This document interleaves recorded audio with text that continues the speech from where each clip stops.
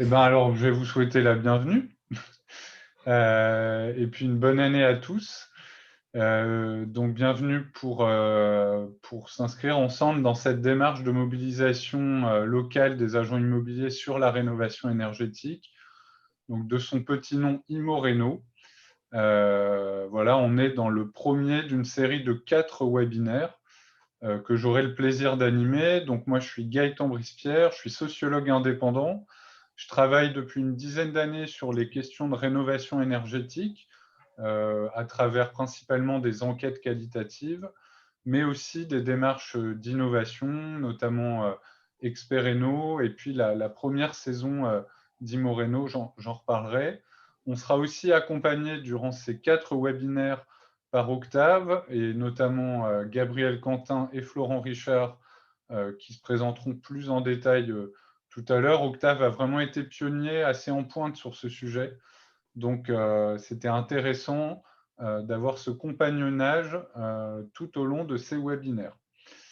C'est une démarche donc, qui est soutenue et pilotée par l'ADEME et le plan bâtiment durable. Et donc, je vais laisser à Cécile Grassi et à Christophe Dreuil 1 minute chacun pour faire un peu le lien entre Immo-Réno et puis les projets que chacun porte au sein de l'ADEME. Peut-être, Cécile, tu peux commencer, s'il te plaît? Oui, bonjour à tous. Donc, ravie de recroiser ceux que je connais déjà et d'en voir de nouvelles personnes se joindre à cette communauté. Donc, moi, je suis Cécile Crassi du service bâtiment de l'AU. Donc, si jamais il y a des soucis, n'hésitez pas à me faire signe.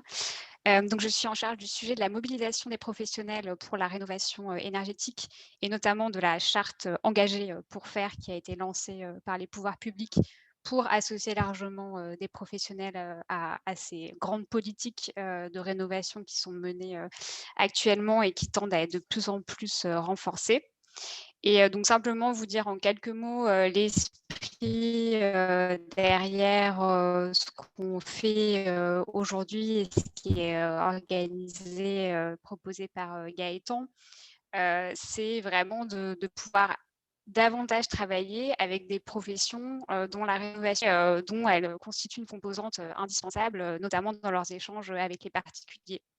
Et donc nous, l'enjeu qu'on a derrière, c'est aussi de créer le lien avec ce réseau du service public des conseillers FAIRE, donc FAIRE, FAIRE pour accompagner et informer pour la rénovation énergétique.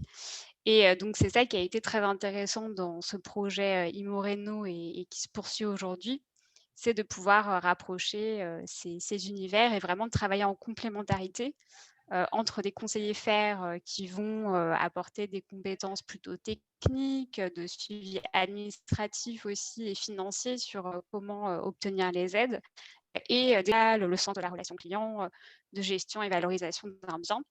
Donc voilà, c'est vraiment ces complémentarités-là qu'on a voulu optimiser, mais faire exister.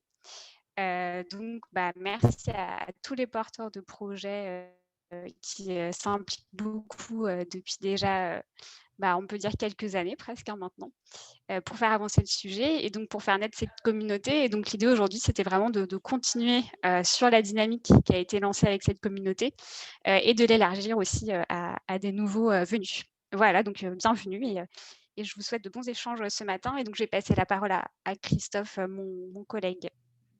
Il y a eu quelques petits bugs techniques, mais on a compris l'essentiel, Cécile. Ah d'accord, bon, c'est les aléas de la technique.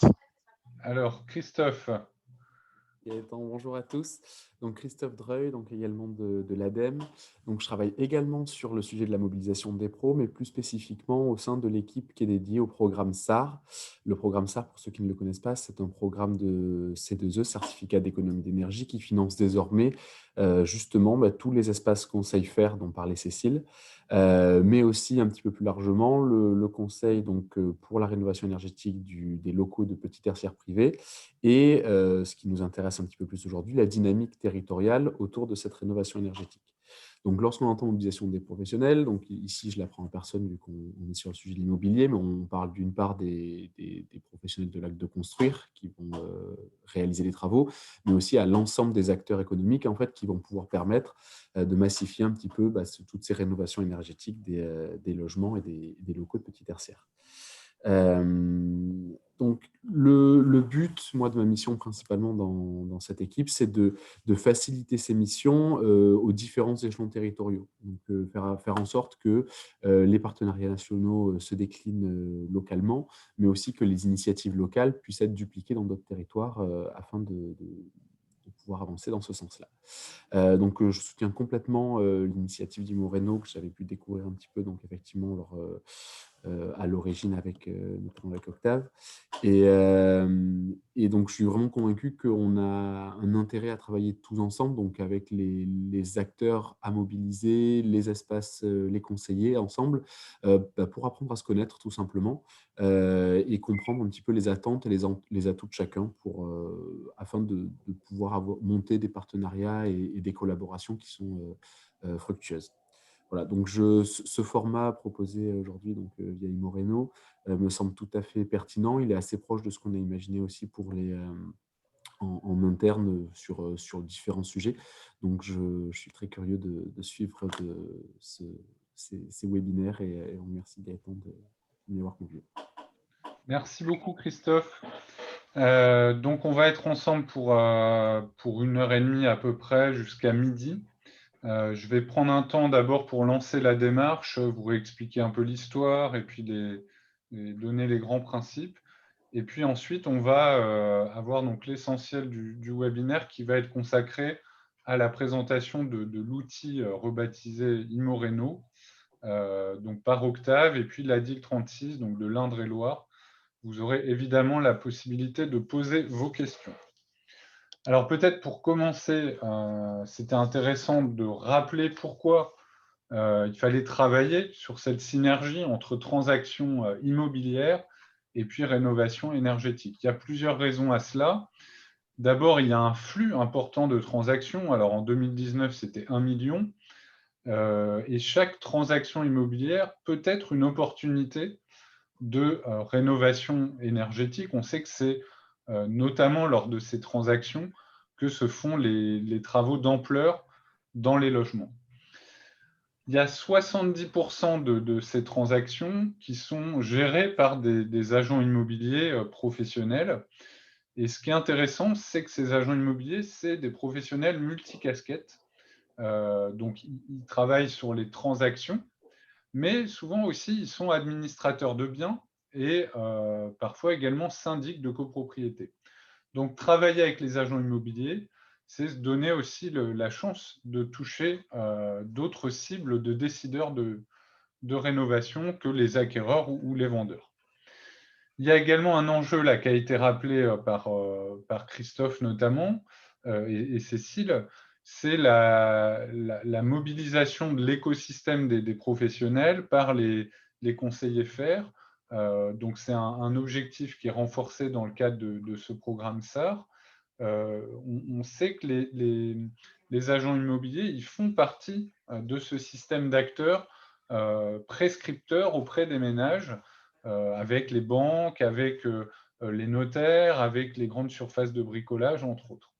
D'ailleurs, j'en profite pour faire un petit peu de pub pour un article que j'ai récemment publié sur le sujet de l'écosystème des acteurs, montrer un peu un panorama de ces acteurs. Je vous mets le lien tout de suite dans le chat.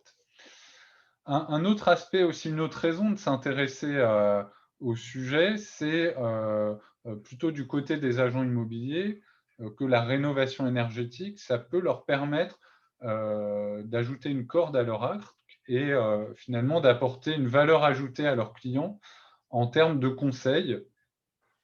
Et donc, c'est une manière finalement pour eux de lutter contre un péril qui menace beaucoup de professions aujourd'hui, qui est l'ubérisation, et puis aussi la montée en puissance des transactions entre particuliers.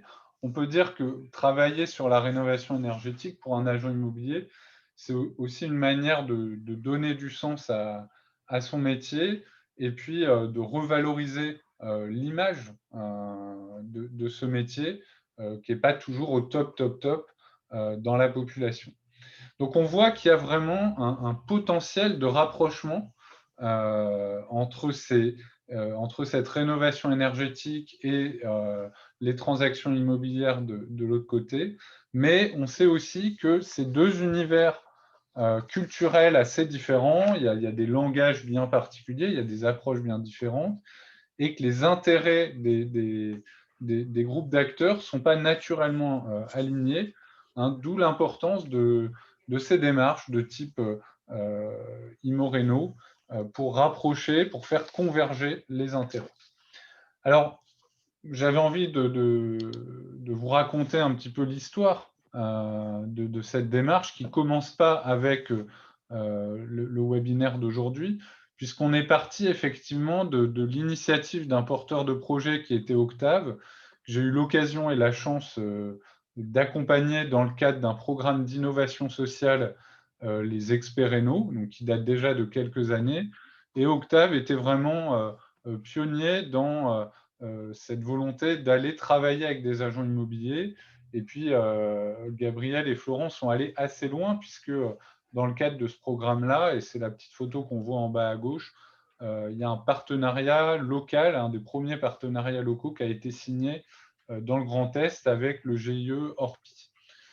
À la suite de cette démarche pionnière, on a eu la volonté d'élargir et de créer une communauté de pratique qu'on a donc appelée IMO-Réno, et dans laquelle on a rassemblé une dizaine de structures qui travaillaient déjà qui avaient déjà mené des initiatives pour mobiliser les agents immobiliers sur la rénovation énergétique. Donc, il y a un certain nombre de personnes qui ont participé à cette première saison d'IMO-Réno qui sont présentes aujourd'hui. Je les salue et je les remercie de nous accompagner. Elles ont évidemment toute leur place dans cette deuxième saison de la communauté IMO-Réno.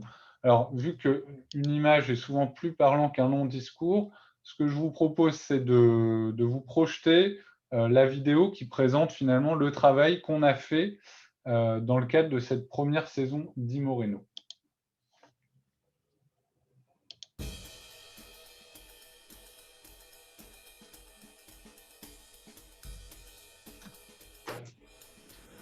IMO-Réno, c'est une démarche d'innovation sociale qui vise à développer les stratégies de mobilisation des agents immobiliers sur la rénovation énergétique. Le sens profond de cette démarche, c'est de rapprocher deux univers qui se connaissent mal, l'univers des agents immobiliers, l'univers des conseillers en rénovation énergétique. Le moment de la transaction immobilière, c'est un moment clé pour les questions de rénovation énergétique et les études nous montrent que les gens font des travaux à ce moment-là. Donc on a entre un demi-million et 1 million de logements qui changent de main chaque année et sur lesquels du coup il y a moyen de faire des choses. L'idée, c'est qu'on a voulu élargir et constituer un groupe d'une dizaine de structures pilotes. De travailler et d'avoir cette réflexion collective avec des structures qui viennent de différents horizons. Donc là, ça permet chacun de croiser nos pratiques, de donner des idées et d'améliorer nos pratiques professionnelles. De voir que bon, on n'était pas tout seul dans notre coin à travailler sur ce champ. C'était sympa de pouvoir bénéficier de ce retour d'expérience. Dans un deuxième temps, on a organisé un atelier dans lequel chacune de ces structures a invité un agent immobilier. Et donc on se trouvait avec 17 agents immobiliers. Et c'est important de se mettre à la place de nos interlocuteurs. Ça bouge aussi au niveau national, sous l'égide de l'ADEME, dans le souhait déjà de savoir ce qui se passe et puis de voir comment ça peut être démultiplié. Sensibiliser sur la rénovation énergétique, ça a été l'idée d'un stand partagé entre conseillers FER et conseillers juristes de la ville et les agents immobiliers sur le salon de l'habitat. L'agence immobilière pourra prescrire ce coaching en proposant par exemple des visites conseils avec nos experts de notre réseau en fait architectes ou bureaux d'études. Et j'ai formé les agents immobiliers de l'agence avec laquelle je travaille plus particulièrement à Marseille, qui s'appelle ERCOP. Sur une journée, on a abordé la manière dont l'agent immobilier peut intégrer les enjeux de transition énergétique. On a déjà expérimenté avec des franchises nationales pour commencer à structurer une convention de partenariat avec le service qu'Octave propose, donc l'accompagnement des propriétaires. Alors, le message, ce serait que, avec l'appui, l'accompagnement des conseillers FAIR, vendre un bien avec travaux n'est plus un handicap, mais un atout en fait. Avec les nouvelles réglementations qui vont justement obliger à faire de la rénovation thermique sur les bâtiments, l'agent immobilier va devoir encore monter en compétence sur ce domaine-là. Mais il n'est pas tout seul, il y a un réseau de conseillers qui existe et ce réseau il est déjà en place. Ils ont tendance à se focaliser sur l'aspect financier, mais ils ont tout intérêt à comprendre les biens du point de vue technique et du point de vue du potentiel d'amélioration énergétique de ces biens. Le prochain pas, c'est un programme certificat d'économie d'énergie, un programme C2E qui s'appelle Actimo, qui va travailler avec 28 territoires en France pour aller faire du démarchage d'agents immobiliers, pour en fait les accrocher, parce qu'on sait que c'est beaucoup plus efficace quand on va les voir en personne. On est lauréat du programme Actimo, donc on va avoir des moyens pour pouvoir recruter une personne qui sera chargée d'animer un réseau immobilier et d'aller faire du porte-à-porte en effet. Je pense vraiment que c'est un sujet dont ils ont tout intérêt à saisir en fait, le sujet de la rénovation énergétique performante, puisque c'est une vraie valeur ajoutée à mon sens dans leurs conseils.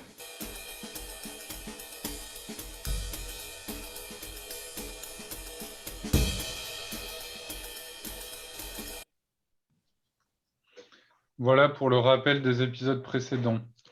Alors, on continue, peut-être pour donner un peu les grands principes de cette communauté IMORéno à laquelle vous avez bien voulu vous associer, qui est réunie aujourd'hui. L'idée, c'est d'ouvrir. On avait déjà une dizaine de structures partenaires.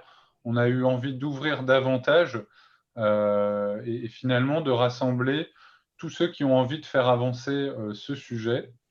Une communauté hybride, parce que l'idée, c'est à la fois de rassembler des conseillers en rénovation énergétique, mais aussi des agents immobiliers, et pourquoi pas d'ailleurs aussi des institutionnels et des fédérations.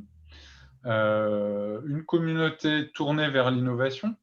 Finalement, il s'agit de faire avancer chacun d'entre vous en mettant en commun nos ressources, en mettant en avant les meilleures pratiques, et puis les outils qui existent déjà. On en aura un bel exemple aujourd'hui. Une notion de partage aussi qui est très importante. Finalement, on va partager nos expériences dans le cadre de cette communauté. Et l'idée, c'est aussi que l'expérience des plus avancés puisse permettre à ceux qui sont débutants de gagner du temps, puisse permettre de les motiver. Il y a une notion de dynamique aussi dans cette communauté. Voilà, on est tous engagés sur ce sujet et donc c'est motivant d'avancer ensemble plutôt que chacun seul sur son territoire. Et puis c'est aussi l'idée de montrer aux acteurs nationaux, aux fédérations, aux institutions que ça bouge sur le terrain. Un petit mot aussi du programme Actimo, donc qui est un programme qui est complémentaire de cette démarche méthodologique qu'est IMORéno. Donc, pour rappel, ça a été déjà un peu abordé, mais Actimo, c'est un programme CE qui finance des structures FAIR pour démarcher des agents immobiliers et monter des partenariats. Donc, il s'adresse à un nombre limité de structures, qui sont des structures lauréates. Avec la démarche IMORéno, on cherche à rassembler plus largement, y compris des structures qui ne sont pas forcément encore engagées dans l'action. Et puis, on est vraiment dans IMORéno sur une démarche à visée exploratoire, à visée méthodologique. Actimo est un programme qui a des objectifs chiffrés, donc qui doit avancer. On a dans la communauté IMORéno, on a plusieurs structures Actimo qui sont participantes et qui ont toute leur place. On aura d'ailleurs le 3e webinaire qui sera consacré à leur retour d'expérience voilà, dans le cadre des actions qu'elles ont menées dans le cadre du programme Actimo. Donc, sur le programme, sur le planning, on a donc 4 webinaires qui sont à venir, 4 rendez-vous Donc le premier aujourd'hui consacré à l'outil rebaptisé Imoreno. Ensuite, on aura un webinaire le 2 février. Donc on aura un certain nombre d'agents immobiliers déjà engagés sur le sujet de la rénovation énergétique. Certains sont présents aujourd'hui et qui nous expliqueront leur projet, leur rapport au sujet. Donc le troisième webinaire, dont la date est à définir, sera consacré à un retour d'expérience de structure d'Actimo. Le quatrième webinaire, même si j'ai des petites idées, le sujet reste encore à définir. Et puis on prévoit avec l'ADEME et le plan bâtiment durable un événement de valorisation en juin qu'on espère pouvoir tenir en présentiel, mais rien n'est moins sûr, et dans lequel l'idée c'est de faire résonner à la fois ce qui a été fait dans le cadre d'Imoreno, mais aussi ce qui se passe dans le cadre d'Actimo, avec les fédérations immobilières. Et donc, on vous donnera plus de détails sur cet événement au fur et à mesure des webinaires, et on vous y associera autant que possible. Alors, comme on est dans le cadre d'une communauté, je pense que c'est important de se présenter. Alors, c'est vrai que j'aurais aimé faire un tour de table, mais vu qu'on est assez nombreux, ça aurait pris un petit peu trop de temps. Donc, ce que je vous propose, c'est de vous présenter dans le chat en indiquant finalement sur une ligne votre prénom et votre nom, votre région. Est-ce que vous êtes plutôt côté IMO ou plutôt Réno? Donc, plutôt professionnel de l'immobilier ou plutôt conseiller en rénovation énergétique? Et puis, un peu votre rapport au sujet. Est-ce que vous êtes curieux? Vous êtes intéressé, mais vous n'avez pas encore démarré d'action? Est-ce que vous êtes débutant? Vous avez fait des premières actions? Ou alors, est-ce que vous êtes expérimenté? Vous avez déjà mené de nombreuses actions sur le sujet? Voilà, je vous ai mis un exemple en me servant de Gabriel comme cobaye, mais allez-y, présentez-vous dans le chat. Et moi, pendant ce temps-là, je vais vous dire un peu comment je vous ai identifié les uns et les autres et comment est composée cette communauté. Alors, je ne sais pas pourquoi, mais je ne vois plus le chat. Alors, j'ai en fait repris notamment une liste qu'on avait créée pour permettre le téléchargement de la première version de l'outil Octavimo.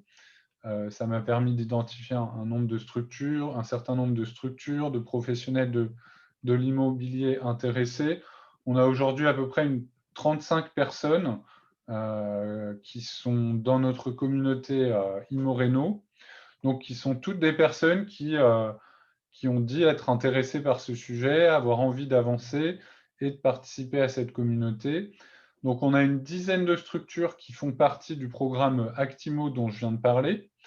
On a 4 autres structures qui sont clairement en action sur ce sujet, donc des structures FAIR qui sont déjà en partenariat avec des agents immobiliers, mais qui ne s'inscrivent pas dans le cadre du programme Actimo. On a aussi 6 structures qui se décrivent plutôt comme débutantes sur le sujet. Voilà, donc qui ont fait des premières actions.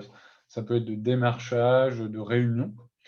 On a également 6 structures ou 6 groupes, 6 personnes qui se disent intéressées, mais qui n'ont pas du tout entrepris de démarche. Donc là, on est plutôt sur ce que j'ai appelé aujourd'hui les curieux. On a une dizaine de professionnels de l'immobilier, souvent déjà engagés sur le sujet de la rénovation énergétique. Et puis, on a 3 ou 4 consultants ou bureaux d'études qui font de la formation, voilà, qui développent des offres autour de cette synergie. J'ai récupéré le chat. Je vous remercie pour vos présentations.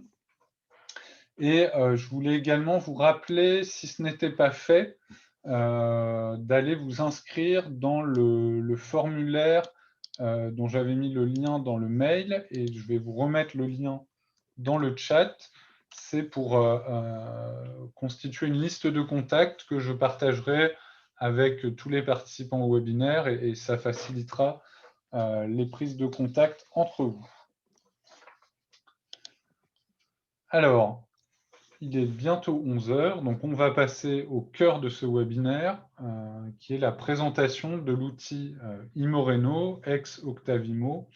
Donc, on a 1 heure pour vous présenter cet outil, pour échanger autour de cet outil.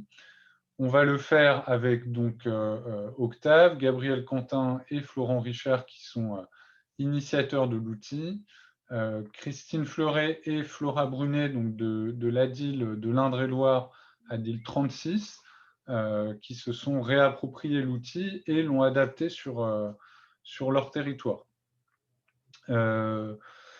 Pour vous présenter vraiment en 2 minutes le principe de l'outil, je vous projette une autre vidéo, promis sera la dernière, qu'on avait réalisée justement pour présenter cet outil.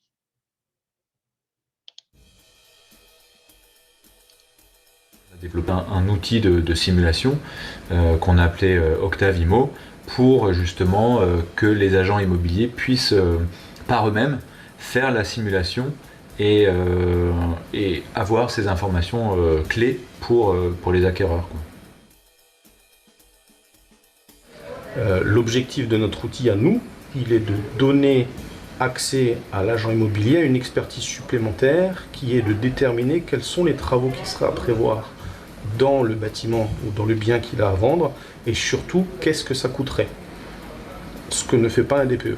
Une maison vétuste peut devenir un nouveau produit immobilier. Donc c'est tout l'enjeu en fait de l'outil d'Octavimo, c'est de pouvoir remettre en vente une maison complètement dégradée et associée à une rénovation. Donc notre slogan c'est acheter de l'ancien et habiter du neuf.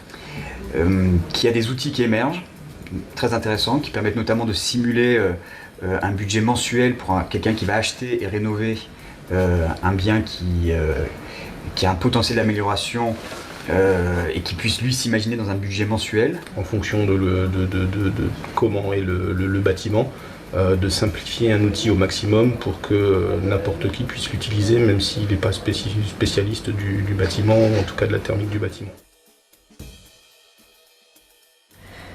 À partir de cette première idée d'outil, on l'améliore avec les retours d'expérience d'autres structures en France et comment on s'en sert comme un outil d'accroche des agents immobiliers pour aller leur parler réno et aussi leur permettre de développer un argumentaire vis-à-vis des clients. On a déjà travaillé avec les agents immobiliers depuis maintenant 2 ans et c'est essentiellement dans le cadre d'une sensibilisation à la rénovation énergétique et leur inculquer en fait le réflexe rénovation énergétique.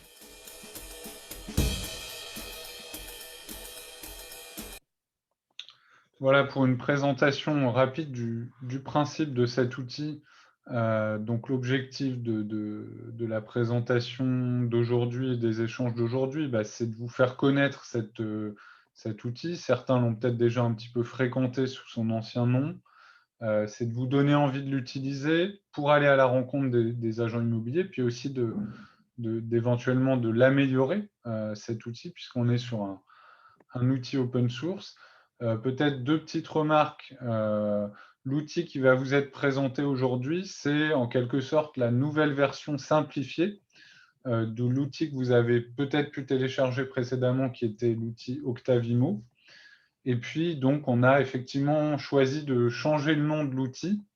C'est notamment les retours de l'ADIL 36 qui nous ont amenés à adopter un nom plus générique qui était Imoreno, parce que voilà, en l'utilisant sur les différents territoires, on se rendait compte qu'il y avait peut-être un petit décalage. Si Octave est très connu dans le Grand Est, ce n'est pas forcément le cas et ce n'est pas forcément parlant dans toutes les régions.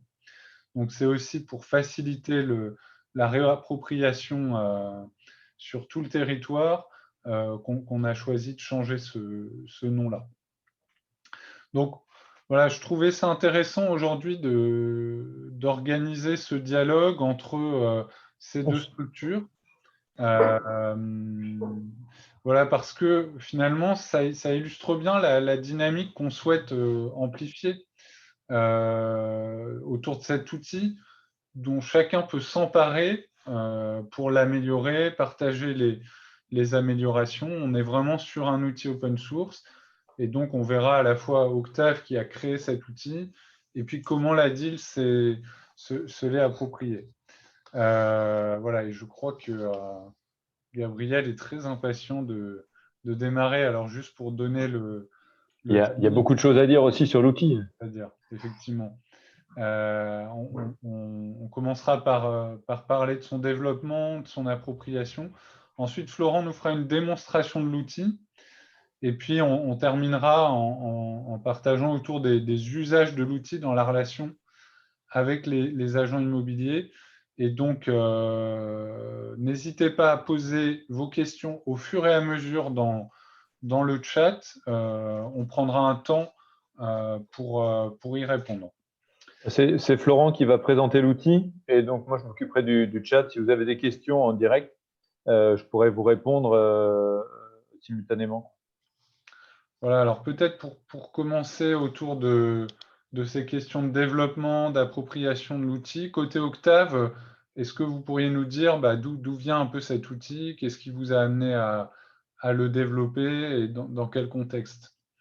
Oui, en fait, cet outil a été développé à l'origine parce qu'on a vite été confronté à une problématique. La première étant que on a beaucoup, de plus en plus, été contacté par des acquéreurs potentiels qui souhaitaient acheter des biens et qui n'avaient pas idée des travaux qu'il y avait à faire dessus. Donc finalement, nous, on venait en amont, on ne connaissait pas finalement le deuxième interlocuteur qui est l'agent immobilier.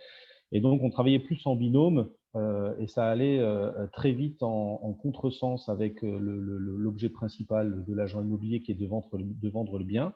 Et donc, on s'est vite rapproché de l'agent immobilier qui nous a par la suite, de manière générale, les agents immobiliers nous ont vite contactés parce qu'ils ont compris l'intérêt assez rapidement de la chose.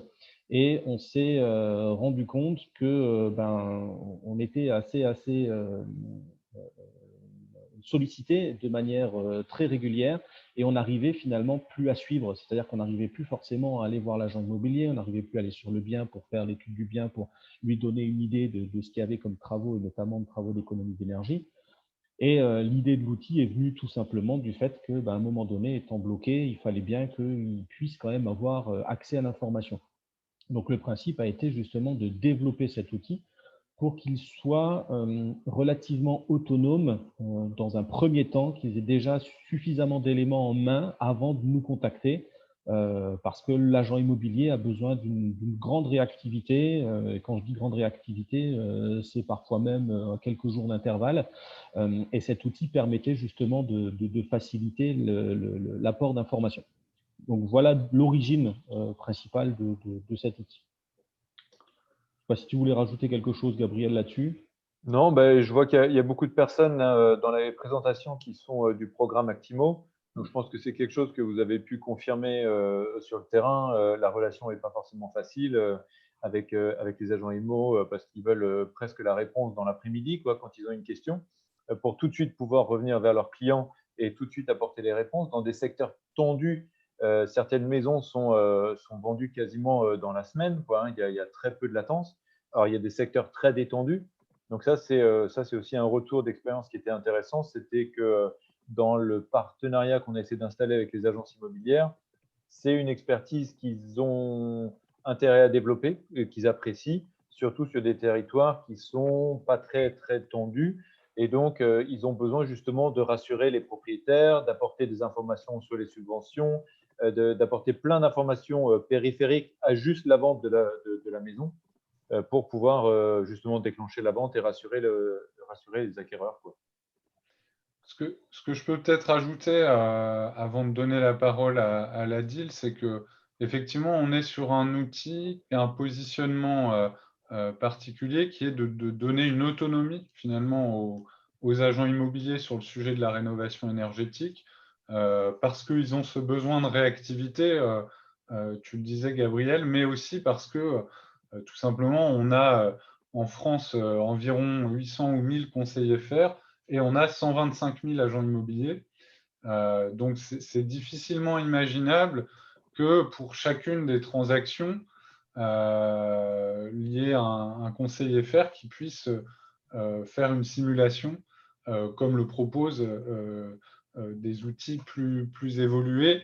Donc là, on est vraiment sur un outil simplifié qui permet de donner un premier niveau de réponse en autonomie à l'agent immobilier. Christine, est-ce que tu veux nous expliquer ce qui vous a conduit à vous réapproprier cet outil-là au sein de la DIL 36? Oui, alors bonjour à tous. Donc, je suis la directrice de la DIL de l'Indre, de l'Indre et pas de l'Indre-et-Loire, Gaëtan. Pardon, excuse-moi. Pas de souci. Peut-être rappeler brièvement les missions du NADIL. Donc, à la DIL, on informe gratuitement les particuliers sur toutes les questions relatives au logement, sur la réglementation, sur les questions financières, sur les questions fiscales. Et on fait partie d'un réseau animé par l'ANIL, l'Agence nationale d'information sur le logement. Et nous sommes présents dans 85 départements. Et d'ailleurs, j'en profite pour saluer au passage les nombreux collègues du réseau qui participent aujourd'hui. Donc, dans le cadre de nos missions, en tant qu'espace conseil FR, nous conseillons donc les ménages sur la rénovation énergétique avec une équipe de 3 conseillères juristes et de 4 conseillers techniques qui sont vraiment spécialisés sur les travaux, sur les aides financières. Alors, nous avons participé à la démarche IMO-Réno en 2019 sur la première vague, suite à une première action qu'on avait initiée localement pour mobiliser nos agents immobiliers sur la rénovation énergétique. Donc, on en parle dans la petite vidéo. C'était un stand partagé avec les agents immobiliers sur notre salon de l'habitat. Partant du constat qu'au niveau des transactions, effectivement, les biens avec travaux lourds posaient un certain nombre de questions financières et techniques, c'est le global, qui rebutaient en fait les acquéreurs et qui finissaient par démotiver les agents immobiliers qui étaient peu enclins finalement à faire visiter ce type de biens. Donc, l'outil simulation a été présenté par Octave lors de la première session de Réno. Et tout de suite, j'ai vu vraiment un bon moyen pour prolonger les échanges et les interactions issues de notre premier partenariat, de cette première initiative en direction de nos agents immobiliers. L'objectif, c'était vraiment d'avoir un prétexte pertinent pour maintenir le lien et continuer à les sensibiliser sur la rénovation énergétique. Tout en leur apportant un outil de travail, et ça a bien été décrit, très pratique, très simple d'utilisation, rapide, ça c'est vraiment primordial pour les agents immobiliers, et qui valorise vraiment leur activité de transaction. Et ça, ils l'ont bien compris. Au départ, c'était vraiment savoir vendre cet outil, leur montrer la valeur ajoutée et comment ça pouvait vraiment valoriser leur activité. Donc, non seulement cet outil, il nous a permis de garder le contact, mais surtout, il a vraiment créé des passerelles entre les agents immobiliers, leurs clients et les conseillers de la DIL. Du fait qu'ils représentent une aide à la décision aussi bien pour le vendeur que pour l'acquéreur et qu'il permet de les mettre en relation avec le conseiller rénovation qui va les accompagner par un conseil technique et financier. Et donc, pour l'agent immobilier, ça va contribuer à faciliter sa vente puisque son client va vraiment bénéficier d'informations précises, personnalisées et surtout de possibilités financières supplémentaires pour réaliser son projet. Ça, les agents immobiliers n'en avaient pas toujours conscience. Donc, il y a quand même aussi tout ce volet aide financière à valoriser dans la démarche. Est-ce que, Christine, je te coupe 2 secondes, ça a été facile de s'approprier cet outil? Qui s'en est chargé à la DIL? Alors, pour que effectivement cet outil soit vraiment efficace sur notre territoire, après les rencontres avec les agents immobiliers, il a fallu qu'on l'adapte au contexte local. Et notamment pour les coûts moyens de travaux, et puis aussi les frais de notaire qui sont différents chez nous par rapport à l'ensemble des départements.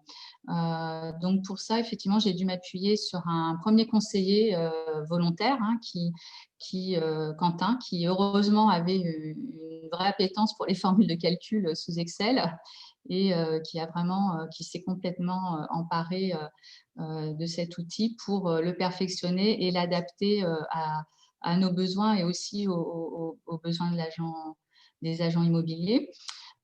Et ensuite, au départ de Quentin, Flora, qui donc va intervenir, a pris le relais parce qu'en fait, ce travail d'adaptation, il s'est fait en plusieurs étapes. Après avoir fait tester l'outil à nos agents immobiliers pour mieux l'adapter à leurs besoins et pour bien tenir compte de leurs remarques et de leurs suggestions. Donc, peut-être je te propose de passer la parole à Flora pour qu'on... Oui, tout à fait. De ce fait, on est allé beaucoup plus loin que ce qu'on pensait au départ. Ouais.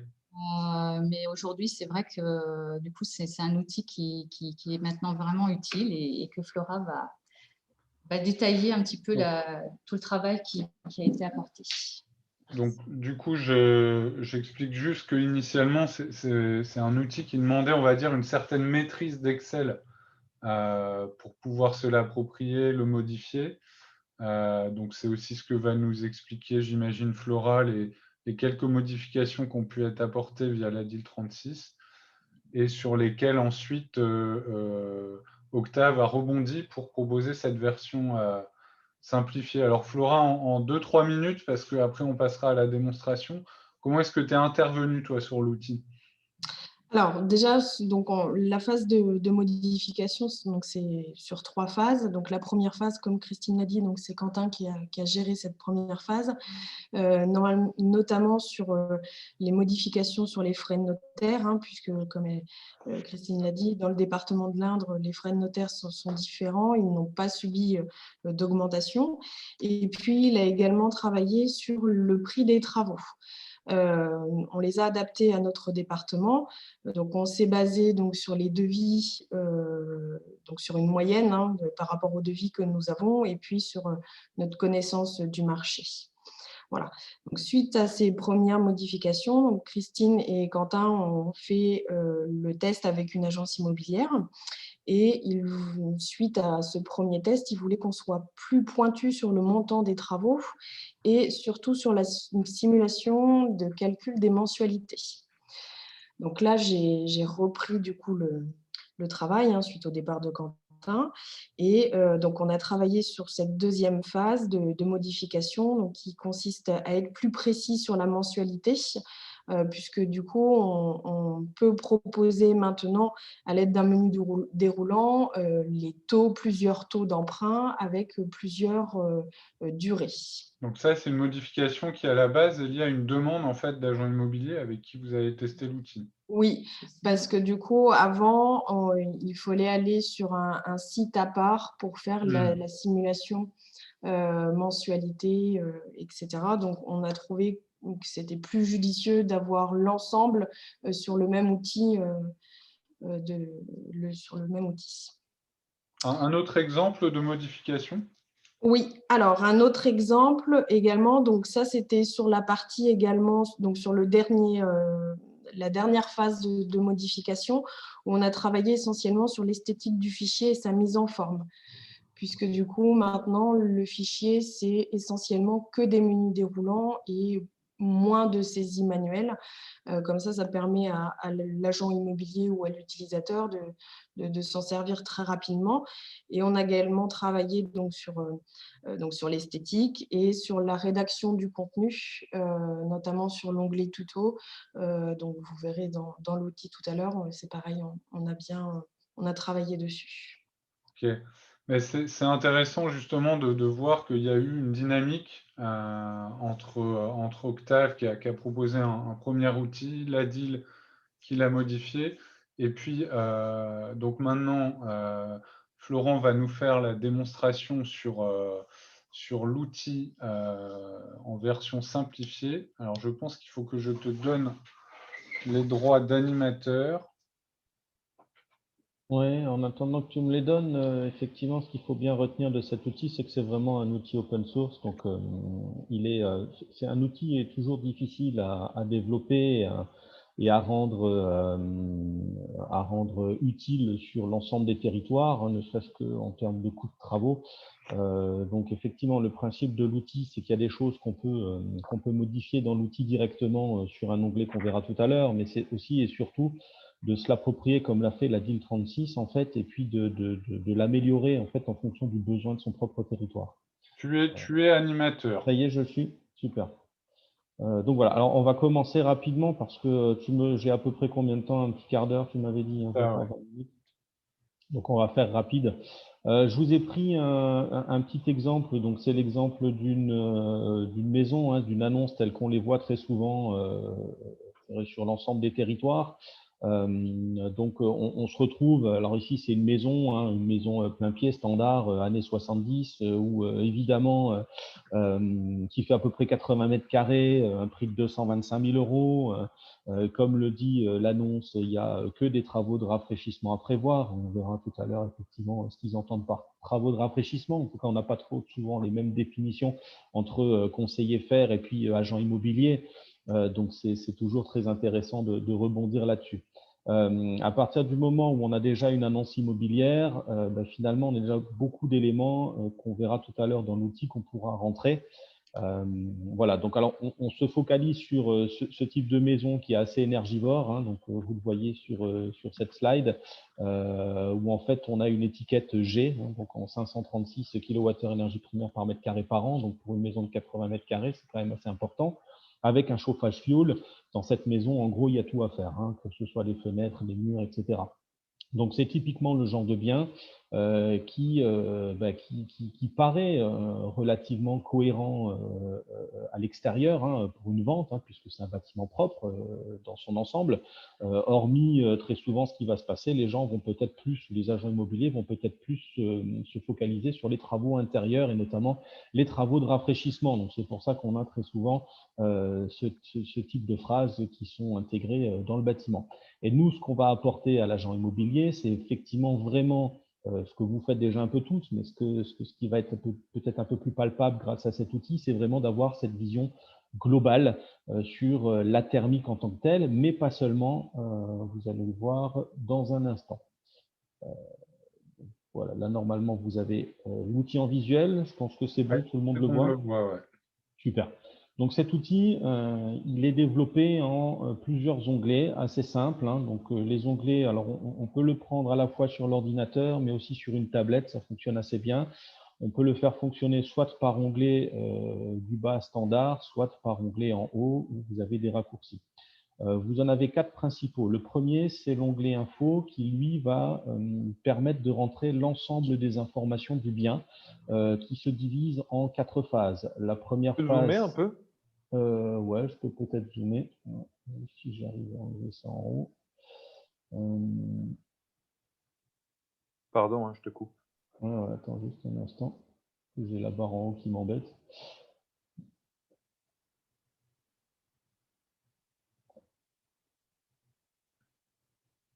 Alors, si je mets 200, ça va être trop peut-être. Peut-être un peu trop là, non? Mais tu as le curseur en bas à droite? Non, pardon, je pense pas que ce serait compliqué. Un peu plus Ouais, bas. parce que comme j'ai en fait j'ai en même temps le zoom là en plein milieu, donc c'est un peu embêtant. Voilà, Voilà, ça va mieux là? Parfait. Ok, super. Donc on a la première partie qui va demander des informations générales sur la maison. Alors des formations à la fois techniques mais simples. Est-ce qu'il y a une mitoyenneté sur la maison? Quel est le nombre d'étages? L'année de construction, la surface du bâtiment en mètres carrés. Alors tout ce que vous voyez, tout ce qui est en vert foncé est en menu déroulant, et tout ce qui est en vert clair et inscrit en orange, c'est à inscrire soi-même. Donc, le principe est relativement simple. Une fois qu'on a rentré ces éléments, on va demander aussi le prix de vente, frais de l'agence inclus, parce que effectivement, vous allez voir pourquoi il y aura un intérêt juste après. Les frais d'agence, à qui sont les frais d'agence? C'était une demande des agents immobiliers. Est-ce que c'est le vendeur, l'acquéreur ou les deux? Et ensuite, on va automatiquement, il y a un calcul qui va se faire, c'est les frais de notaire estimatifs. Ce à quoi se rajoutent les mensualités de remboursement d'un prêt. Alors, on part du principe que ce bien va être financé par des acquéreurs. Il peut y avoir un apport personnel, donc il suffira d'inscrire l'apport personnel. Et automatiquement, ce qu'avait rajouté la DIL 36, ce qu'avait dit Flora tout à l'heure, c'est effectivement que l'agent immobilier va avoir la main en fait sur la durée du prêt et notamment le taux du prêt. Ce qui va faire un calcul automatique des mensualités de remboursement de cette maison. Et ces mensualités de remboursement ne seront effectivement que sur la partie achat du bien. Et on verra l'intérêt après de mettre ces informations. Et on demande un exercice assez complexe, mine de rien, pour les agents immobiliers. On pensait que c'était assez simple, mais finalement non. C'est de leur demander, finalement, une fois que ce bien serait entièrement rénové à neuf, quelle serait sa valeur à neuf de cette maison. On avait essayé de faciliter ce calcul et de le rendre automatisé avec la fameuse valeur verte des bâtiments, mais on s'est rendu compte que, après en avoir parlé avec les agences immobilières, que c'était assez compliqué, bien plus compliqué qu'un simple calcul, puisque ça dépend effectivement des secteurs et de ce qu'il y a autour du bien comme accessibilité pour revaloriser la maison. Donc, on a voulu laisser volontairement la main à l'agent immobilier de redéfinir le prix de ce bien s'il était entièrement rénové à neuf. Une fois que ces éléments sont mis, donc on voit qu'ils sont assez simples et très rapides, on va demander à l'agent immobilier d'avoir une vision plus énergétique de ce bâtiment. Alors là, on va rester relativement binaire, puisque, on le rappelle, on l'a déjà dit plusieurs fois, mais c'est que cet outil, il faut qu'il soit absolument très accessible à tout le monde, même à des agents immobiliers qui n'ont aucune connaissance en technique du bâtiment, que ce soit énergétique ou non d'ailleurs, pour que ces informations soient le plus simples possible. Donc, on est resté sur des éléments type isolé ou non isolé. Alors, bien sûr, cet outil, on s'en est rendu compte, on l'avait testé au tout début, et on s'est rendu compte, et notamment avec le programme Actimo, qu'il y avait un vrai intérêt derrière de former les agents immobiliers sur la rénovation énergétique, mais aussi de les former sur cet outil. Parce que, je vais prendre un exemple, quand on a une toiture dite isolée ou non isolée, c'est relativement simple visuellement à le voir, sauf que vous conviendrez bien qu'une toiture qui a été isolée, ou en tout cas un plancher de comble qui est isolé il y a 30 ans et que la laine de verre est complètement passée, etc., eh bien dans ce cadre-là, on sait très bien qu'elle ne joue plus son rôle et qu'il faudra la remplacer. Donc à ce moment-là, on mettra que c'est non isolé plutôt que isolé. Donc on va quand même un minimum former les agents immobiliers pour qu'ils aient cette vision critique du bâtiment au niveau énergétique. Donc, il suffit simplement de répondre à ces questions. Au niveau des fenêtres, on va plutôt partir sur du plus de 10 ans ou moins de 10 ans. Alors là, ça va être purement thermique. C'est toujours aussi difficile à expliquer à l'agent immobilier que thermiquement, une fenêtre de plus de 10 ans est dépassée. Cependant, on est bien d'accord qu'une fenêtre qui a 15 ans ou 20 ans peut encore être maintenue en fonction du budget. Ce ne sera pas forcément la priorité. Les priorités seront peut-être techniques, il faudra peut-être les remplacer parce qu'on fera une isolation extérieure, mais bon, tout ça, c'est des choses à expliquer.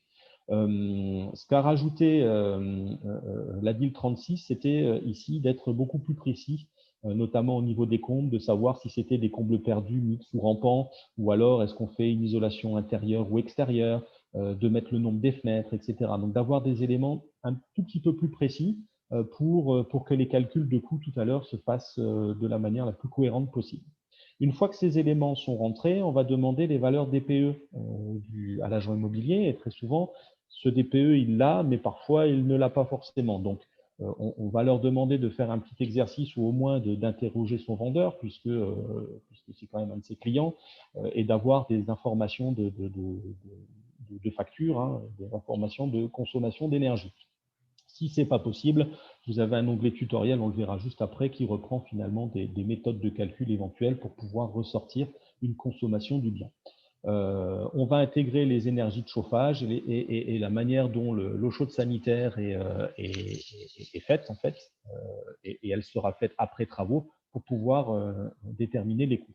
Une fois que ces éléments sont rentrés, on va demander, parce que d'autres travaux à prévoir, parce que quand on est dans un acte d'achat rénovation, très souvent, enfin même pas très souvent, c'est tout le temps, on va prendre en compte les autres travaux et rarement la thermique. Donc là, on apporte un élément sur la thermique, mais le vendeur et l'acquéreur, surtout l'acquéreur et l'agent immobilier, eux, ils souhaitent quand même avoir un minimum d'informations financières sur l'ensemble des travaux qui sont à réaliser dans la maison et pas forcément que de la thermique. Donc, on a laissé la possibilité à l'agent immobilier de renseigner des informations sur d'autres travaux à prévoir dans la maison, qui sont assez succincts. Hein. On parle de nouvelles couvertures, de mise aux normes électriques, de cuisine, de salle de bain, enfin vraiment un peu tout ce qu'on peut se poser comme question sur l'acquisition d'un bien. Ici, on va demander 3 types d'informations. Donc ça avait été aussi développé par Florent, tu peux peut-être passer à l'onglet suivant. Ouais. Donc voilà, une fois que toutes ces infos sont notées, eh bien, on va avoir 2 autres onglets qui sont assez importants. Le premier, c'est l'onglet vendeur. Le deuxième, onglet acquéreur. Juste pour la petite histoire, au départ, on avait développé que l'onglet acquéreur parce que forcément, nous, on souhaitait mettre en avant la rénovation énergétique. Mais les agents immobiliers nous ont bien fait comprendre que le vendeur était aussi un client pour lui et que ça pouvait avoir un grand intérêt pour lui d'avoir un onglet spécifique. Donc cet onglet vendeur, lui, il a pour objectif de déterminer, une fois qu'on a rentré ces éléments dans la partie info, de déterminer les coûts de travaux qui seraient à réaliser, enfin, il y aurait pour ce bien. Donc concrètement, sur le bien qu'on avait de 225 000 €, eh bien, on se rend compte qu'il y aurait environ 27 000 € de travaux thermiques et 30 000 € de travaux non thermiques, ce qui correspond, avec les frais de notaire, à un budget total de 300 000 €. Donc, ce qui est toujours important pour l'agent immobilier, c'est de faire comprendre au vendeur que lui, quand il vend un bien à 225 000 €, ce n'est pas un acquéreur à 225 000 € qu'il va devoir trouver, c'est un acquéreur à 225 000 € plus les frais de notaire, plus un minimum de travaux. Là, on a pris le cas du maximum de travaux, on est à 300 000 € et on se rend compte que grâce à la revalorisation donc à l'estimatif du bien, eh bien, en fait, on se rend compte qu'il n'y a pas forcément d'incohérence entre le bien avec travaux et la revalorisation du bien.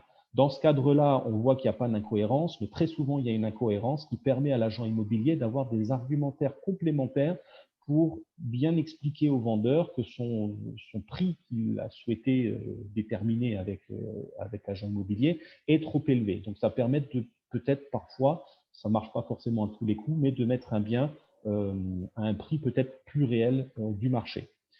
Une fois qu'on a cet élément vendeur, on a aussi l'élément acquéreur. Alors là, l'élément acquéreur est complètement différent. On ne va plus forcément parler en montant de travaux, parce que les montants de travaux, on s'est très vite rendu compte que ça faisait très peur aux gens.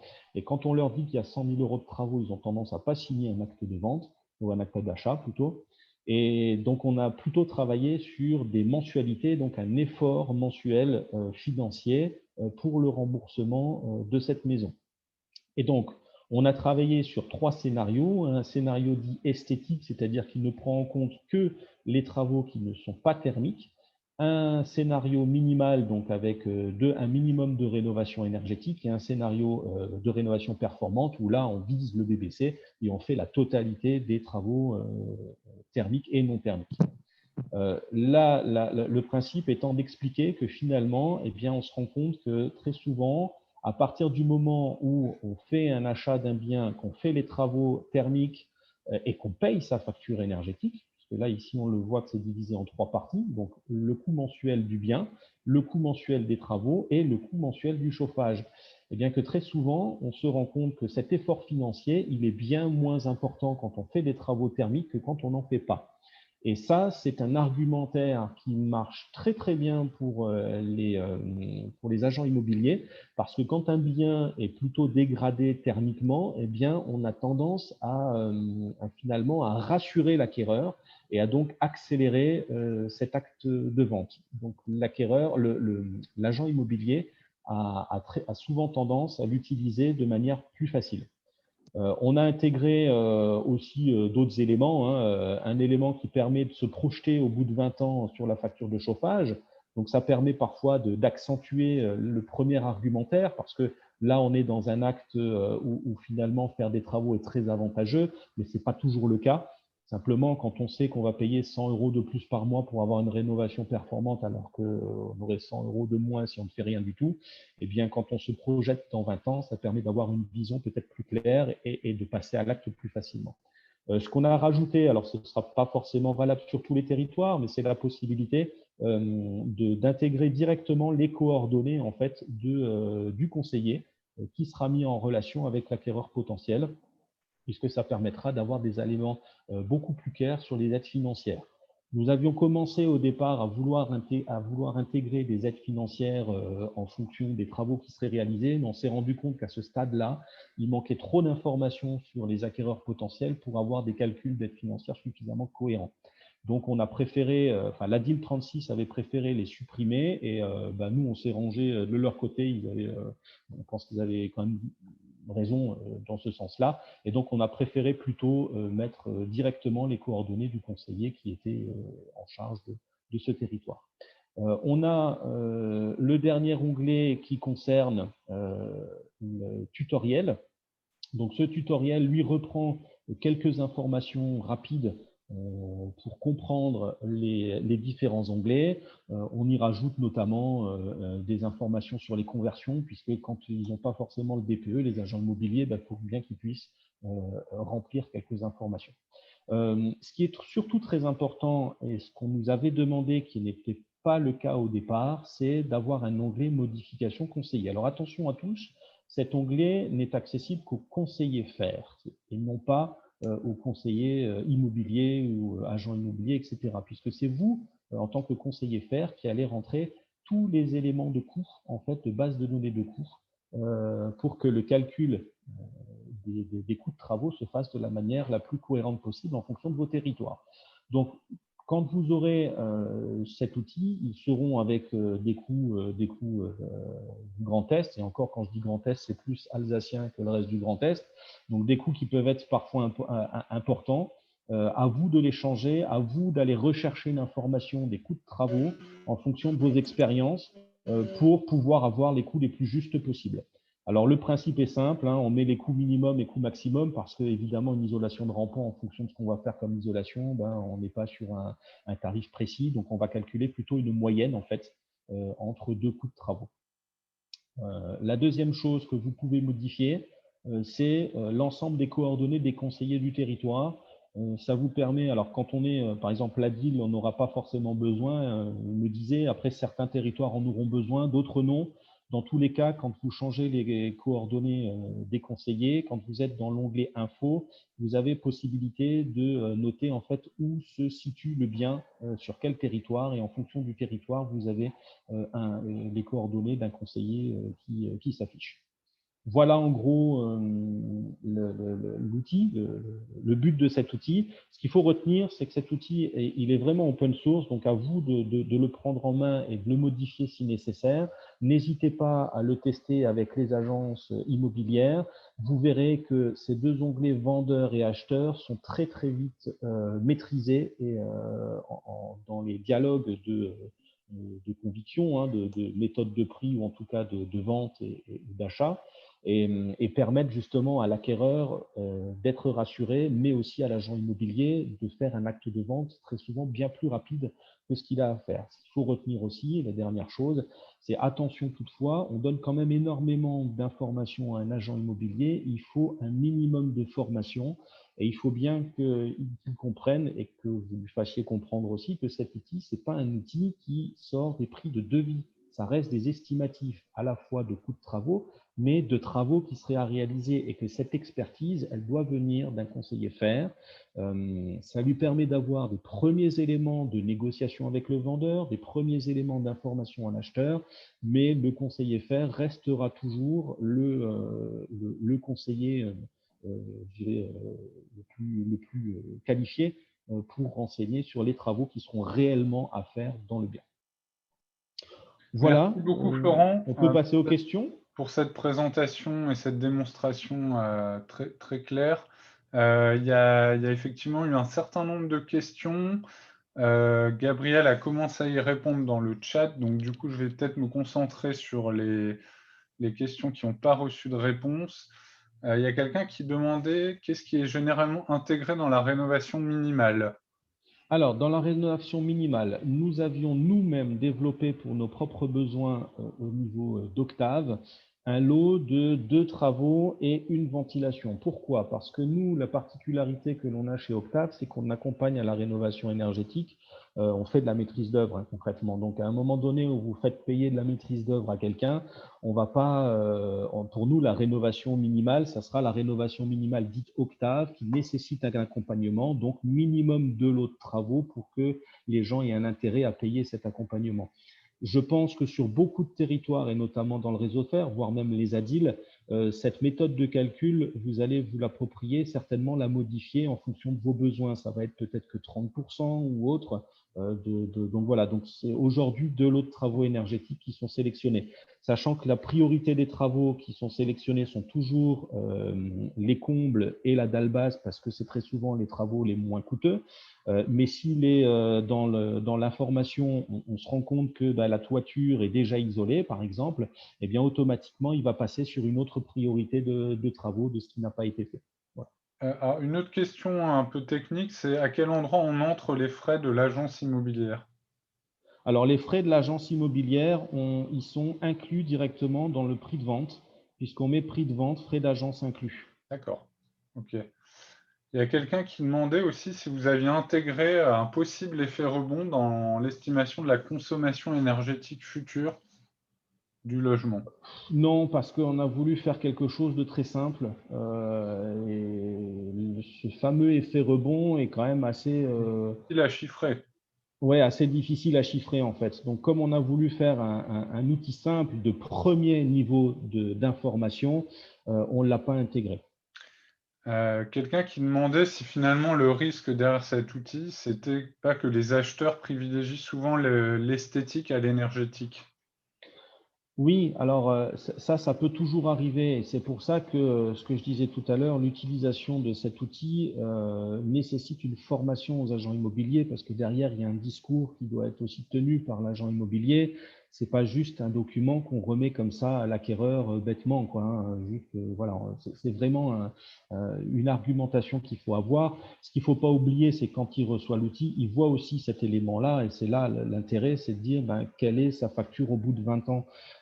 Et je pense que même s'il fait sa rénovation esthétique aujourd'hui, il voit très bien que dans 20 ans, si il continue à chauffer tel que la maison est aujourd'hui, bien il va avoir des factures trop importantes et qu'il a tout intérêt à faire des travaux d'isolation.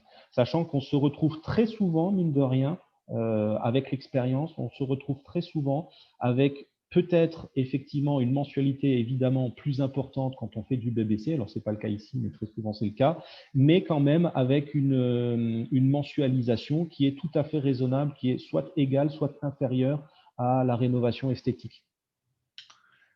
Merci. Il y a Christophe Dreuil de l'ADEME qui demandait si on avait des retours chiffrés sur le nombre de vendeurs ayant accepté d'ajuster leur prix de vente suite à la démonstration de l'outil. On n'a pas vraiment fait d'évaluation.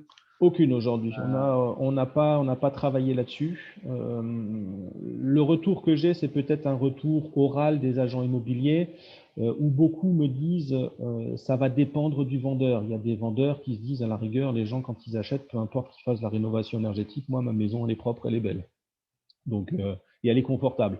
Donc il y a de toute façon des vendeurs qui ne seront pas ouverts à ce genre de choses, mais là où ça va le plus fonctionner d'après ce que me disaient les agents immobiliers, c'est sur des secteurs détendus où les biens ont du mal à se vendre.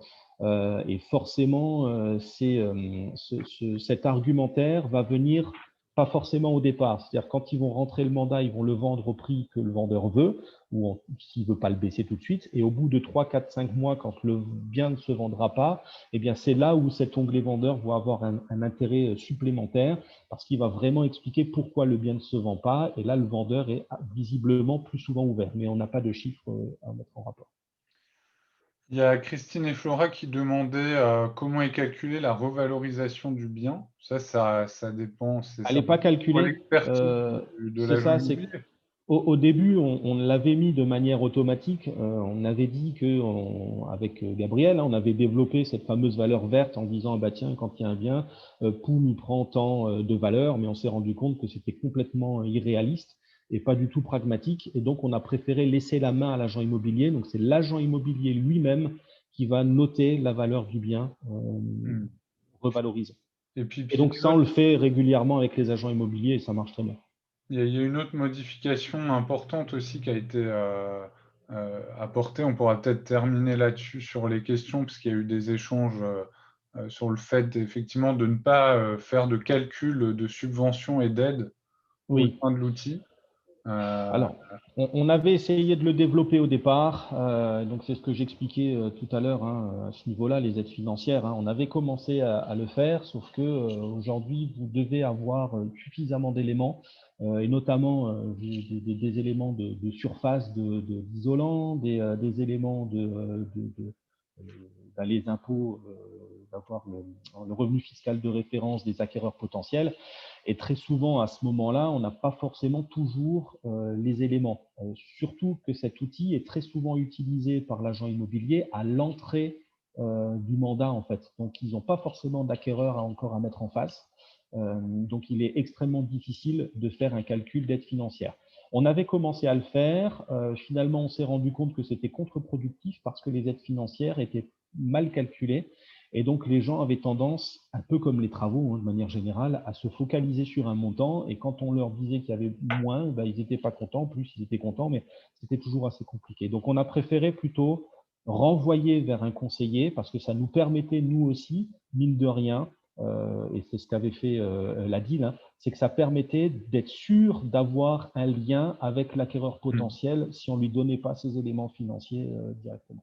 Et ça renvoie aussi au sens et au positionnement de cet outil qui est bien d'être un support à la relation finalement entre des conseillers FR et des agents immobiliers.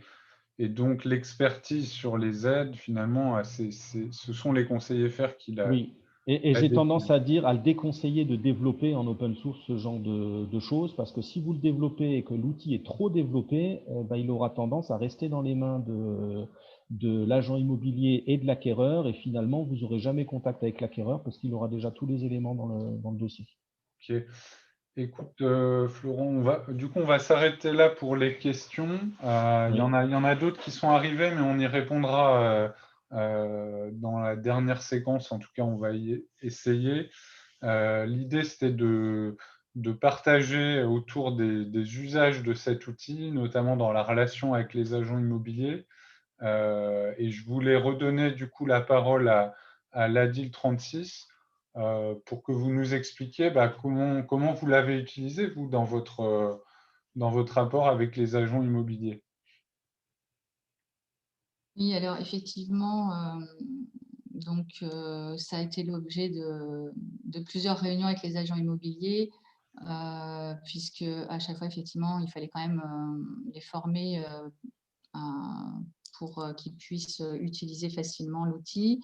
Et à cette occasion, on apportait aussi des informations sur l'actualité des aides financières, puisque c'est un domaine qui évolue sans arrêt. Donc, ils comprenaient bien après l'intérêt d'aller vers la DIL et de renvoyer leurs clients se faire conseiller à la DIL, en fait. Après, c'est vrai qu'ils nous ont poussé vraiment à aller très, très loin dans la précision de l'outil, mais c'est vrai qu'aujourd'hui, du coup, on a pu aussi, il est tellement pratique qu'on y a aussi trouvé un intérêt à l'utiliser en interne lors de nos conseils en direction des particuliers qui ont un projet immobilier. Par exemple, vous l'utilisez aussi pour conseiller directement des particuliers, c'est ça? Oui, c'est ça. Par exemple, lors des études de financement qu'on réalise pour l'acquisition d'un logement avec beaucoup de travaux, c'est très pratique parce que les gens n'ont pas forcément encore réalisé des devis à ce stade-là. Et donc, ce simulateur, il nous aide à évaluer l'enveloppe des travaux pour pouvoir effectivement connaître plus précisément le montant global du projet à financer. Ou alors, on est aussi amené à conseiller les vendeurs et les acheteurs sur les prix de l'immobilier local. Et dans ce cadre-là, c'est vrai qu'on peut facilement démontrer en quelques clics à un vendeur qui en veut trop cher de son bien par rapport à l'enveloppe budgétaire des travaux, qu'il a tout intérêt, effectivement, on lui fait la démonstration et il a tout intérêt peut-être à réfléchir à l'offre qu'un candidat acquéreur lui a faite. Il est peut-être choqué dans un premier temps par la proposition. Et là, ça permet de s'assurer qu'en fait, les besoins en travaux, le chiffrage n'est pas complètement à côté de la plaque et que donc la proposition qui lui est faite est tout à fait cohérente. D'accord. Bon, donc c'est une sorte de détournement, mais au sens positif de l'outil qui à la base était plutôt destiné aux agents immobiliers. Bon, ça montre qu'il y a une souplesse dans cet outil. Côté Octave, du coup, vous faites partie du programme Actimo aujourd'hui. Est-ce que vous utilisez cet outil dans ce cadre-là? Il y a eu plusieurs questions dans le chat ensuite, notamment sur la complémentarité ou comment c'était utilisé vis-à-vis de l'outil Éco-Rénové, qui je crois est un outil du programme Actimo. Ouais, bah du coup, c'est vrai que nous, grâce à cet outil, en fait, on n'utilise pas du tout, enfin moi, j'utilise pas l'outil Éco-Rénové, en fait, parce que comme on avait l'outil en main, la manière dont Actimo fonctionne, en fait, moi, j'ai soumis la convention de partenariat à l'accès à l'outil Octave. Et cet outil, enfin Octave, pardon, l'outil ImoRéno maintenant, le principe de l'outil, je l'aborde lorsque je fais une formation avec les agents immobiliers, avec l'agence en tant que telle ou avec un regroupement d'agences, peu importe. Et du coup, cette formation a lieu autour de la thermique dans les règles générales de ce que c'est, de comment est-ce qu'on l'aborde dans un bien, avec les aides financières, enfin tout ce qui va avec, tout ce qu'on fait dans Actimo finalement. Et puis, et je parle de cet outil. Et quand je commence, ça me permet finalement de palper aussi leur intérêt face à l'outil. Et quand je montre cet outil avec cet onglet spécifique vendeur, acquéreur, etc., on sent tout de suite un vrai intérêt des agents immobiliers parce que c'est extrêmement pragmatique et utilisable sur le terrain de manière très rapide et d'avoir beaucoup d'infos qu'en temps normal, ils mettent beaucoup de temps à voir. Très souvent, l'agent immobilier, il ne nous attend pas en tant que partenaire. Il a déjà plein de partenaires, agences immobilières, courtiers, etc. Mais là, finalement, ça leur permet de gagner énormément de temps. Quel type d'agents immobiliers sont le plus intéressés par cette outil? Alors, c'est très souvent les agents immobiliers indépendants qui sont le plus intéressés. Alors, quand je dis agent immobilier indépendant, c'est pas forcément une personne seule chez elle à la maison. Ça peut être aussi un agent immobilier dans une agence physique, mais une agence qui n'est pas une franchise ou autre. Et puis, les agents commerciaux aussi, beaucoup. Parce que on se rend compte qu'ils ont besoin de beaucoup d'informations sur beaucoup d'éléments du bâtiment. Et cette expertise thermique, cette expertise chiffrage, etc., ils ne l'ont pas. Et donc, ils sont très vite demandeurs de ce genre d'outils. D'accord. Comment vous faites pour leur présenter? Vous faites des simulations? Alors concrètement, moi dans le cadre d'Actimo, pour faire simple, je fais la formation théorique de 2 heures et ensuite les préco-IMO qu'on intègre dans le programme Actimo. Et ben en fait, moi je fais ma préco-IMO, mais en plus ma préco-IMO, je suis sur le terrain avec l'outil Excel et je les forme en fait à cet outil Excel. Donc, quand je viens faire ma préco-IMO, j'ai 2 outils. J'ai mon outil pour faire la préco-IMO toute propre, voilà. Et puis à côté, l'outil Excel, j'en profite pour les former. Je leur mets dans la main. Ils viennent avec leur tablette, leur PC, ils le prennent en main. Et ça permet finalement de faire cette préco-IMO de manière globale avec eux. D'accord. Et quand tu dis les former, concrètement, c'est sur quoi en fait? Alors, je les forme tout simplement à la prise en main de l'outil et à la compréhension de la rénovation énergétique dans le bien et de déterminer finalement quels seraient les travaux à faire et comment est-ce qu'on regarde le bien. Donc, quand on rentre dans la maison, si on va voir les différentes parties de la maison, que ce soit le toit, la dalle basse, les murs, etc., pour comprendre l'isolant qu'il y a en place s'il y en a, et s'il n'y en a pas, ben, c'est plus simple. Mais du coup, d'être à même de palper finalement ces travaux potentiels d'économie d'énergie qui sont à réaliser et les intégrer dans l'outil. D'accord. Et finalement, du côté conseiller, c'est quoi un peu les prérequis pour proposer cet outil-là? Du côté de la structure qui va se l'approprier, on a vu un peu avec la deal, est-ce qu'il faut être un pro d'Excel? Est-ce qu'il faut avoir plein d'informations sur les coûts? Comment ça se passe? Alors, c'est sûr qu'il faut un minimum s'en sortir sur Excel ou avoir déjà un peu mis le nez dans Excel. Maintenant, je vous avoue franchement que j'étais pas un pro d'Excel au départ et que, à force de mettre le nez, de faire des recherches dans les formules, je dirais, on y arrive assez facilement. Les formules restent des formules basiques, il n'y a pas de macro, il n'y a rien, donc c'est pas bien compliqué. Et par contre, le gros travail qui va être à faire par les conseillers, ça va être un travail pour récupérer finalement les différents éléments de coûts de travaux, parce qu'on se base sur des coûts de travaux par région, par secteur, donc il faut que vous ayez un minimum d'éléments à ce sujet. Donc, très souvent, c'est des éléments qu'on peut avoir à la fois dans sa structure, mais qu'on peut avoir par d'autres biais, que ce soit par la région ou d'autres structures qui peuvent travailler avec vous. Mais ça va être un élément très important pour que finalement ce calcul de coût soit le plus cohérent possible. D'accord. Il ne faut pas perdre de vue que cet outil était un peu imaginé aussi comme un pied dans la porte pour mobiliser les agences immobilières. Donc, attirés par un outil gratuit, les agents immobiliers nous ouvrent leurs portes et du coup, on s'est dit qu'on signerait une convention avec eux. C'était une condition pour qu'ils puissent obtenir gratuitement l'outil. Et cadré comme ça, c'est sûr que ça a pu porter ses fruits, quoi.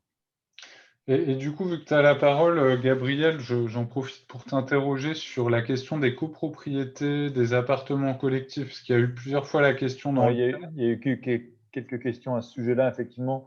C'est sûr que nous, l'outil, on l'a conçu autour de notre activité et nous, on accompagne les copros à l'échelle de toute la résidence, avec les syndics directement. Donc, c'est toute la résidence d'un coup. On ne fait pas du one-shot sur un appartement isolé.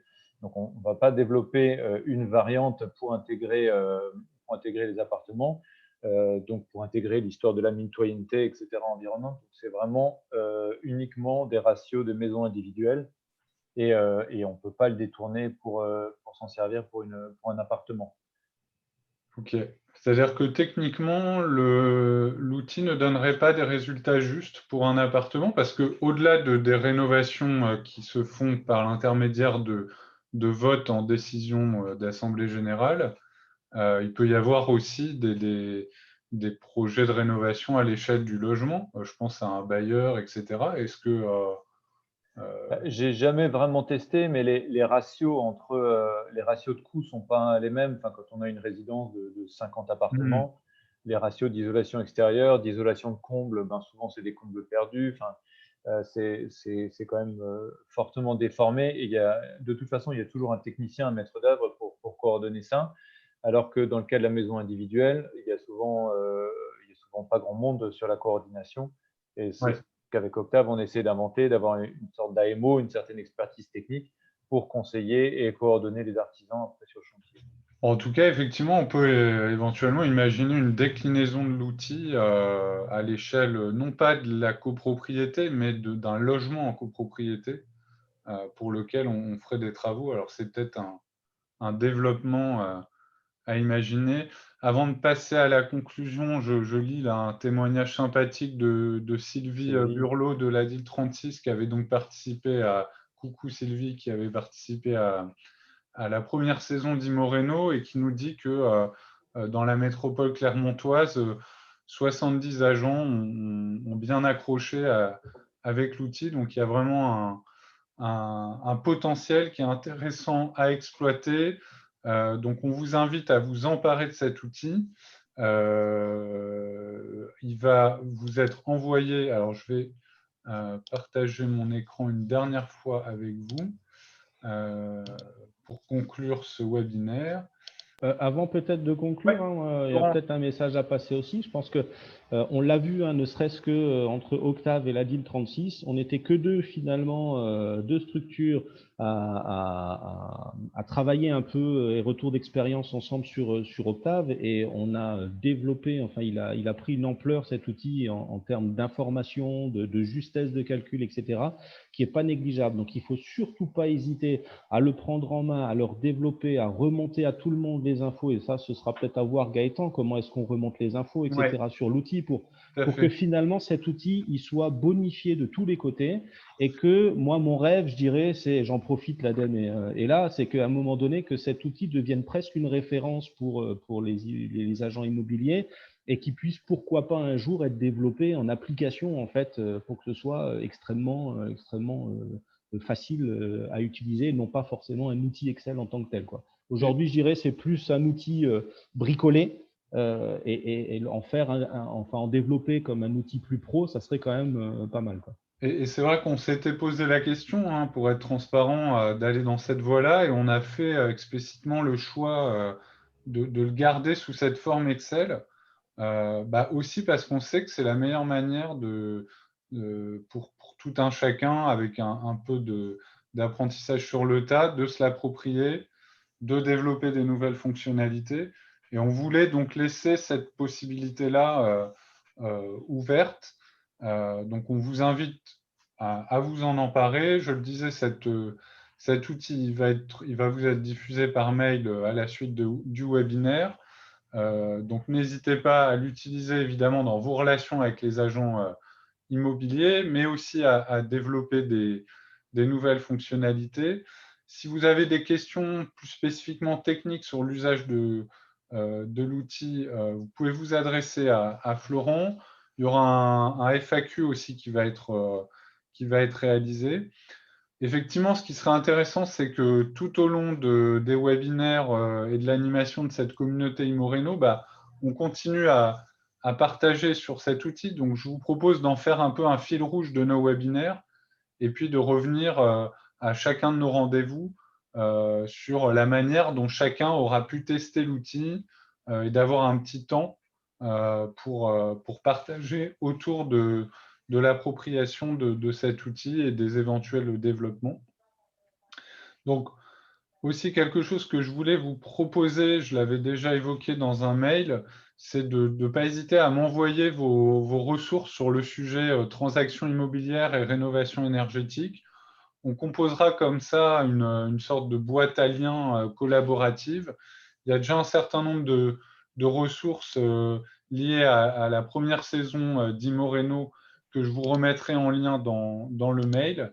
Mais si vous avez des articles, des documents que vous estimez utiles, des outils en ligne, je ne sais quoi d'autre, voilà, n'hésitez pas à me les envoyer directement. Et puis, on mettra ça on les centralisera. Je voulais juste apporter une petite précision sur toutes les idées et les éventuelles fausses pistes qu'on a déjà explorées sur le développement de cet outil. Le risque, un des risques que je vois, que j'ai pu constater, c'est qu'on voudrait que l'outil fasse tout ou fasse plein de choses, et quitte à développer plein de fonctionnalités annexes. Donc l'état d'esprit reste quand même qu'il soit simple et qu'il soit accessible par un agent immobilier. Le but, ce n'est pas de faire de la simulation thermique dynamique. Il y a plein d'autres outils qui existent pour faire vraiment de la précision et de l'exactitude. Il y a eu des questions sur les aides, les subventions, tout ça. Est-ce qu'il faut les intégrer, pas les intégrer? On a un autre outil pour faire ça. Il y a des outils en ligne. Et c'est aussi notre expertise de se tenir à jour des aides. Donc, je pense qu'il ne faut pas forcément… je pense que dans ce cas de figure, le mieux serait l'ennemi du bien, quoi. Je pense qu'il faut vraiment rester simple et rester accessible à ce qui est intuitivement compréhensible par un agent IMO. Et c'est vraiment ça qui fait la pertinence de l'outil, c'est qu'on ne va pas avoir besoin de passer 2 heures pour expliquer quelle est la différence entre l'usufruit ou l'indivision sur un bien immobilier pour qualifier quelles aides, etc. Enfin, ça devient rapidement très compliqué pour être juste et en plus de tenir ça à jour. C'était l'exemple des subventions, mais je pense que sur la partie thermique, c'est pareil. Il y a eu des questions notamment sur le retour entre la préconisation de travaux et la réalité des coûts de chantier envisagés. Donc, c'est la même remarque, hein. À la fois sur les économies d'énergie, entre simulation et réalité, il y a forcément pas mal d'aléas parce qu'on prend des ratios dans quelques pourcentages affectés aux coûts de travaux. Et de la même manière, sur les coûts de travaux, on a pris des ratios locaux qu'on a constatés sur des devis et on les a juste multipliés par les surfaces qui sont elles-mêmes aussi extrapolées à partir de la surface habitable. Donc, l'agent immobilier, il connaît la surface habitable. Il ne va pas commencer à prendre des mesures sur une maison pour rentrer des choses précises. Donc, c'est vraiment juste de donner une orientation très générale sur un bien. Et le but, ce n'est pas de proposer un devis, enfin, Florent l'a dit, hein, de proposer un chiffrage exact, ni des économies d'énergie précises. Ce n'est pas la finalité de cet outil-là. Gabriel, parce que on dépasse le temps qu'on avait donné, mais c'était une précision importante.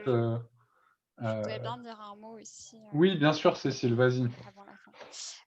Oui, je voulais simplement revenir sur des questions qui ont été posées sur les complémentarités entre les outils Actimo et les outils dans le cadre d'ImoRéno, parce que c'est assez important dans le propos qu'on veut avoir, c'est vraiment de montrer qu'il n'y a pas de concurrence entre ces outils.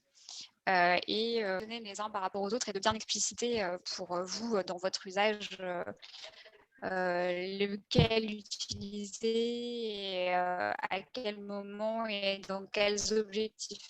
Donc, juste un peu de vigilance sur de ne pas donner cette impression que chacun développe quelque chose dans son coin et que c'est en concurrence, mais on a vraiment en tête les synergies et on va l'expliciter. Voilà. Et sinon, j'en profite pour vous remercier des échanges qui étaient très... Oui, merci à tous. Merci aux intervenants, donc côté Adil, Christine et Flora, côté Octave, Gabriel et Florent. Je vous donne rendez-vous donc le 2 février à 10h30. On aura un webinaire cette fois qui va rassembler des agents immobiliers qui sont engagés sur la rénovation énergétique, qui vous présenteront leurs travaux. Et puis d'ici là, si vous identifiez des personnes côté IMO ou côté Réno qui peuvent être intéressées par ces webinaires, n'hésitez pas à leur en parler et puis à donner mon email, qu'elles s'adressent à moi, que je les inscrive sur la liste de diffusion. Voilà, merci à tous et puis je vous souhaite une bonne journée. Bonne journée. Merci, bonne journée. Au revoir à tous. Au revoir.